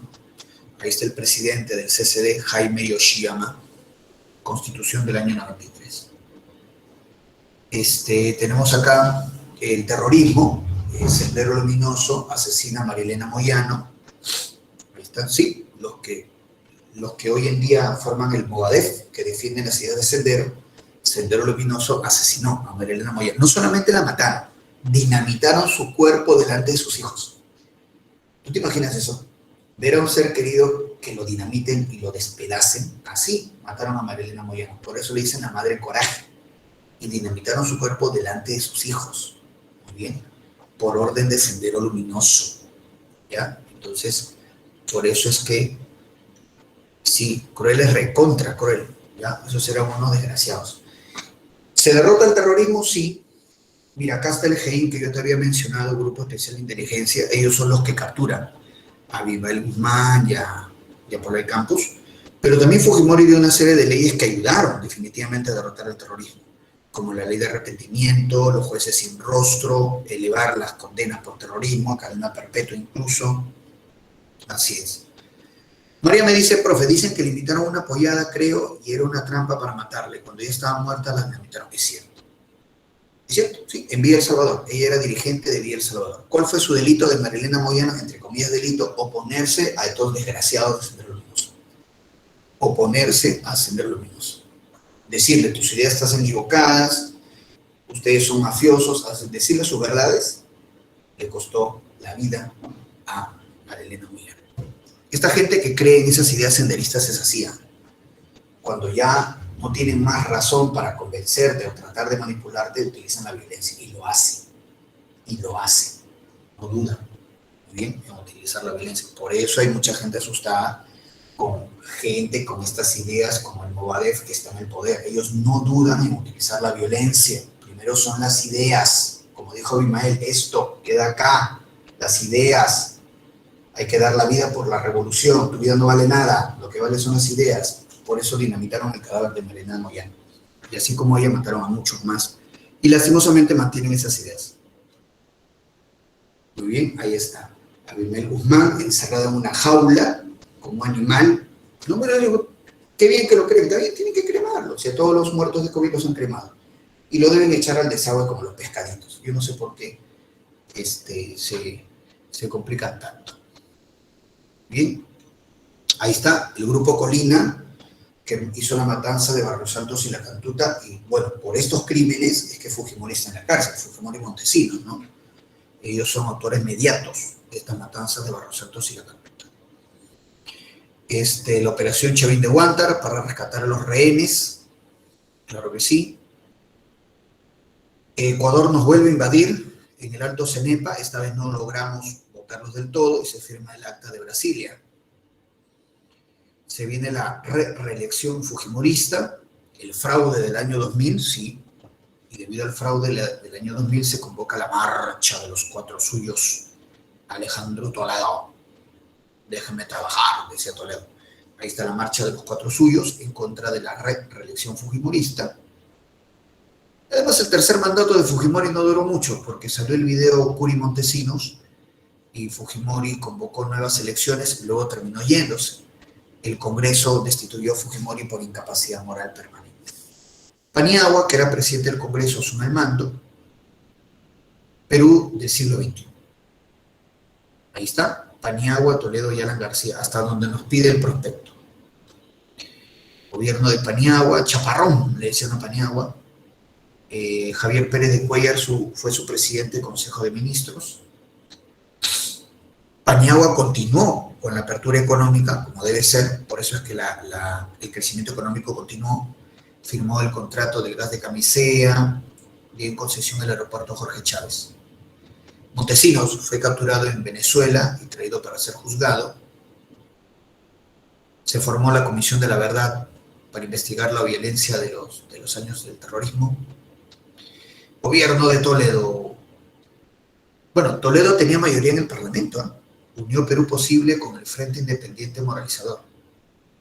Así es. El Tratado de Libre Comercio con los Estados Unidos, el TLC, con los Estados Unidos, por supuesto, con el presidente George Bush.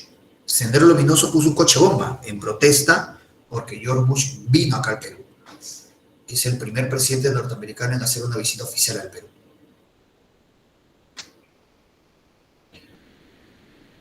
Ahí está.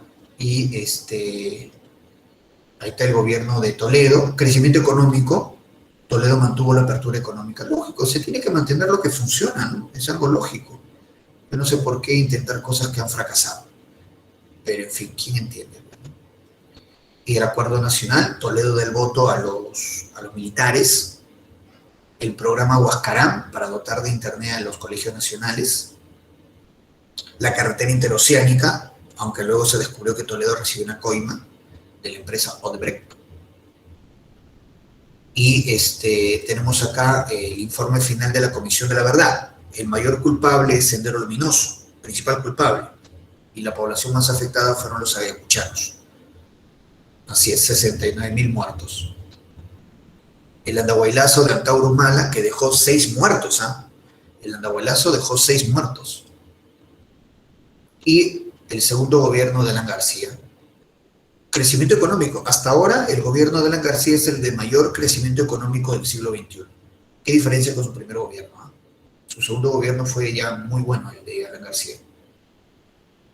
Firmó un montón de TLCs, Tratado de Libre Comercio con Chile, México, Malasia, Canadá, China, Japón.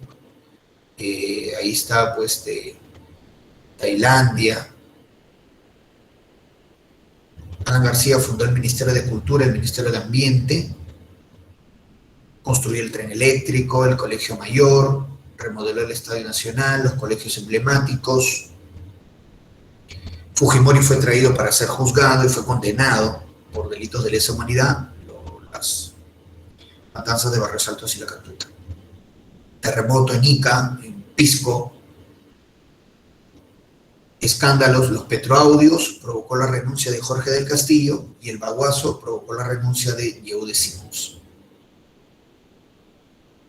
Llevamos nuestro caso de los límites marítimos al Tribunal de la Haya, ¿no? Los límites marítimos con Chile, y finalmente en 2011 sale elegido Ollanta Humala. Bien, así es. Bien, chicos, vamos entonces a ir acabando respondiendo las preguntitas, ¿sí? Vamos a responder las preguntitas. A ver, la 17 dice, no corresponde al grupo asesino terrorista Sendero Luminoso. Ya, ahí la respuesta en la 17 es, vamos a ver acá, Beso, ¿ya? Beso. No tiene como antecedente el MIR, no. 17, Beso. 18, mira lo que dice la 18. La sangrienta matanza de puntos suspensivos es la terrible muestra de lo cobarde y asesino que fue Sendero Luminoso, ya que mataron 69 campesinos con piedras y palos, para ahorrar balas, incluyendo mujeres embarazadas, 18 niños, un bebé de 6 meses. Eso era Sendero Luminoso. Esa era su revolución. Así querían cambiar el mundo. Así catalogaban al resto de farsantes, de crueles, ¿no? Haciendo este tipo de cosas. Esa es la famosa matanza de Lucanamarca. Famosa matanza de Lucanamarca que hizo Sendero. 18 besitos. 18 besitos. 19. Durante su primer gobierno, Belaúnde contó con mayoría en el Congreso porque se unió al Partido Popular Cristiano. 19 dedos. 19 dedos. 19 dedos. 20. Menciona que hecho no pertenece al primer gobierno del APRA. Dedo. Dedo. Bien, claro que sí, dedito. Ya está. Así es. Entonces, la primera columna sería 17 beso, 18 beso, 19 dedo y 20 dedos. Repito, 17 beso, 18 beso, 19 dedo y 20 dedos. Vamos con la segunda columna, 21. El Perú ofreció pagar la deuda externa al Fondo Monetario solo con el 10%. Ah, eso lo dijo la García, ¿no? Y nos declararon país inelegible de crédito. 21 dedos, 21 dedos. 22. El Movimiento Libertad nace por el intento de estatización de la banca. 22 dedos, 22 dedos. 23. La frontera terrestre con el Ecuador se cerró con el Acta de Brasilia. Ah, faltó poner ahí, mira, ve. Faltó poner ahí. Acta de Brasilia. ¿Ya? Mira, no está ahí, pero la respuesta es Acta de Brasilia, la 23. Y 24. Alberto Fujimori fue destituido por incapacidad moral permanente. 24 dedos. 21 dedos, 22 dedos, la 23 es Acta de Brasilia y 24 dedos. Muy bien, repito, 21 dedos, 22 dedos, 23 Acta de Brasilia y 24 dedos. Vamos con el segundo bloque. Vamos con el segundo bloque, 25. Presidió el Congreso Constituyente Democrático CCD, Jaime Yoshiyama, 25 besos. 25 besos. Muy bien. 26, no corresponde a Alberto Fujimori. Casa, 26 casa. 27, 27 es besito, 27 besito. 28, muy bien, 28, casa, 28 casa. ¿Cómo queda la primera columna? 25 beso, 26 casa, 27 beso, 28 casa. Repito, 25 beso, 26 casa, 27 beso, 28 casa. Segunda columna, 29 casa, 29 casa, 30 beso, 30 beso, 31 dedo, 31 dedo, 32 beso, 32 beso. Repito la segunda columna, 29 casa, 30 beso, 31 dedo y 32 beso.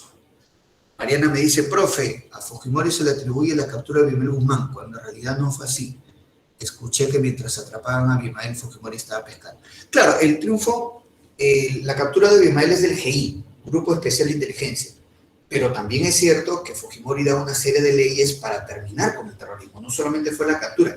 A Polay Campos, por ejemplo, lo habían capturado ya antes en el primer gobierno de Alan García, y el terrorismo continuó. O sea, es la captura de los líderes, pero sumados a otras cosas.